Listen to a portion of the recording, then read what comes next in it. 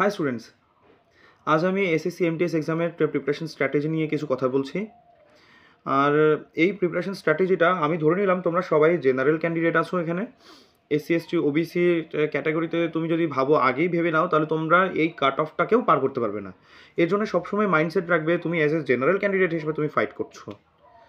আর একজন জেনারেল ক্যান্ডিডেটের মাইন্ডসেট কেমন হয়, কীভাবে প্রিপারেশন নেয়, তো সেইটাই আমি বলছি।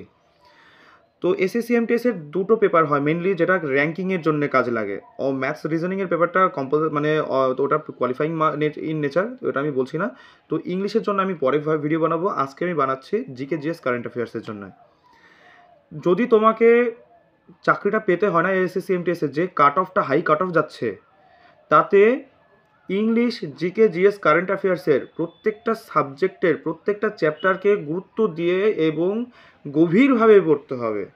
যতটা ডাব্লিউবিসিএস পরীক্ষায় প্রিপারেশন স্ট্র্যাটেজি হয়, ওই রকম সিরিয়াসনেস তোমার লাগবে জিকে জিএস কারেন্ট অ্যাফেয়ার্স আর ইংলিশের মধ্যে।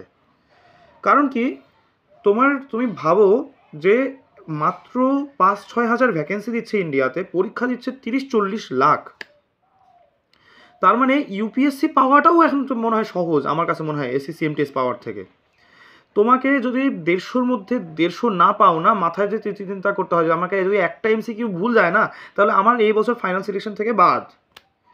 জেনারেল কাট অফ কোনোবার তো এরকমও যে শোনা যায় যে কোনো রিজিয়নে ভাই 150 নাম্বারের মধ্যে 155-60 নর্মালাইজেশন করেও তোমার হচ্ছে কাট অফ হয়ে যাচ্ছে। তো বাবা, সেটা তোমার তার মানে কি তোমাকে পুরো একটা এমসিকিউ মিস করা যাবে না। আর এই জিনিসটাকে অ্যাচিভ করার জন্য কি দরকার, ওই যে প্রত্যেকটা চ্যাপ্টারকে ওই যে এই মাইন্ডসেট থেকে বার হওয়া আগে, যে একটা চ্যাপ্টারকে আমি 10 মিনিটের ভিডিও দেখে কমপ্লিট করে দেবো। বাবা, যেখানে আমার কম টাইমের মধ্যে কমপ্লিট করে দিচ্ছে সেখান থেকে হয়ে যাবে। কখনো হয় না এটা, তোমার অনেক ইনফরমেশন গ্যাপ রয়ে যাবে। ওরা যথেষ্ট চালাক যে কি করে 40 লাখ থেকে যদি 1 লাখ ক্যান্ডিডেট সিলেক্ট করতো, তাহলে তুমি 10 মিনিটের ভিডিও দেখে একটা চ্যাপ্টার শেষ করতে পারতে।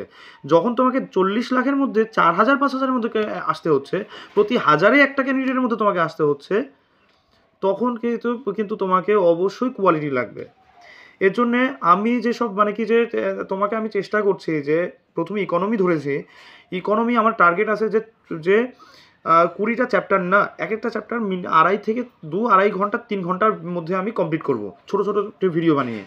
তো তোমাকে যেটা করতে হবে, একটা স্পেশাল বই নাও, ভালো বই নাও, এক একটা সাবজেক্টের ওপর আমার একটা করে ভিডিও দেখবে, 2-3 পাতা মিলিয়ে আমি একটা ভিডিও বানিয়েছি। তো প্রত্যেকটা লাইন ধরে ধরে কনসেপ্টটাকে বুঝে নিয়ে শর্ট নোট বানিয়ে তোমার নোটটাকে কমপ্লিট করা।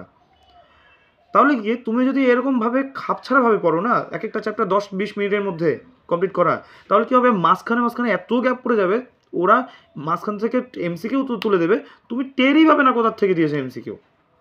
তোমার এমসিকিউ মিস হয়ে যাবে, না ভুলে যাবে। তো এই রকম অভ্যাসের কারণে তোমার কিন্তু ফাইনাল সিলেকশন থেকে দূরে চলে যাচ্ছ ধীরে ধীরে। ওভাবে হয় না। তুমি একটা কাজ করতে পারো যে 1 মাস পরে পরীক্ষা, তো তাহলে অন্যান্য সমস্ত সাবজেক্টগুলোকে তুমি বেশিরভাগ সাবজেক্টগুলোকে র্যাপিডভাবে তুমি শেষ করো, কিন্তু একটা সাবজেক্টকে টার্গেট করো যে আমি এই 1 মাসের মধ্যে আমি ওটাকে কমপ্লিট করে ছাড়বো, এবং ভালো করে। ওখান থেকে আমাকে একটা প্রশ্ন করুক, আমাকে যেন মিস যেন না হয়। আর আরেকটা কথা বলার, তোমরা সবসময় সহজ টপিকের উপর বেশি ফোকাস করো, কঠিন টপিকগুলোকে এড়িয়ে চলে যাও।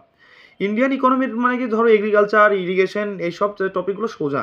যে কোনো জিনিসকে তুমি কঠিন জিনিসকে যদি অ্যাচিভ করতে হয় এসএসসি এমটিএসের মতো পরীক্ষা, তো তোমাকে 40-45 হাজার টাকা দিচ্ছে মুখ দেখে না, তোমার পরিশ্রম দেখে। তার মানে এক একটা চ্যাপ্টার ওরা চায় তুমি সবচেয়ে কঠিন জিনিসটাকেও সহজ জিনিসটার উপর যেমন কমান্ড রাখবে, সঙ্গে কঠিন জিনিসের উপরও কমান্ড রাখবে, এবং যথেষ্ট ভালো কমান্ড রাখবে। তো আগে কি করবে, সবচাইতে কঠিন জিনিসের টুটি চিপে ধরো। যদি ওটাকে করতে পারবো না, তাহলে তোমার এমনিতেই সহজগুলো কমপ্লিট হয়ে যাবে। আমি আগে কঠিন চ্যাপ্টারেরই ভিডিও বানাচ্ছি। তো আগে যেমন ইন্ডিয়ান ইকোনমির 4-5টা কঠিন চ্যাপ্টার হয়, balance of payment, national income, তারপর তোমার Indian tax structure and public finance, fiscal policy, monetary policy অথবা মানি অ্যান্ড ব্যাঙ্কিং, তারপর তোমার হচ্ছে ফাইন্যান্সিয়াল মার্কেট। এগুলোই মাত্র কঠিন চ্যাপ্টার, এগুলোকে একবার শেষ করতে পারলে না, গোটা ইকোনমি তোমার মাথায় ঢুকে যাবে। সায়েন্সের দিকে আসে, সায়েন্সের দিকেও হচ্ছে কি সেরকম একই রকমভাবে হয়। তো সায়েন্সের জন্য আমি দরকার পড়ে পরে ভবিষ্যতে ভিডিও বানিয়ে দেবো, কিন্তু এক একটা টপিকে আপাতত হয়তো একটু ডিলে হচ্ছে, তোমরা চাইলে অন্য কোথাও থেকে অ্যাডভান্সড পড়ে নাও, একটু ভালো করে পড়ে নাও। যে এনসিইআরটি বা আইএসসি বোর্ডের বই দেখবে, একটু বইও সায়েন্সের বইগুলো একটু অ্যাডভান্সড হয়। তো বাংলা সাতরা পাবলিশার্স বা তোমার প্রান্তিকের বই পড়ার সঙ্গে সঙ্গে একটু সেই বইগুলোকে ইনক্লুড করো, সেখানকার অঙ্কগুলোকে প্র্যাকটিস করো। বায়োলজির কোথায় গ্রাফ আছে, কোথায় উদাহরণ আছে, কোথায় তোমার হচ্ছে কি যে ডায়াগ্রাম আছে, মুখস্থ করো, কোথায় চার্ট দেওয়া আছে, চার্টের প্রত্যেকটা জিনিস মুখস্থ করো। এইভাবে প্রিপারেশন নাও। আজকে এইটুকুই, আমি আরও ভবিষ্যতে কথাগুলো বলছি।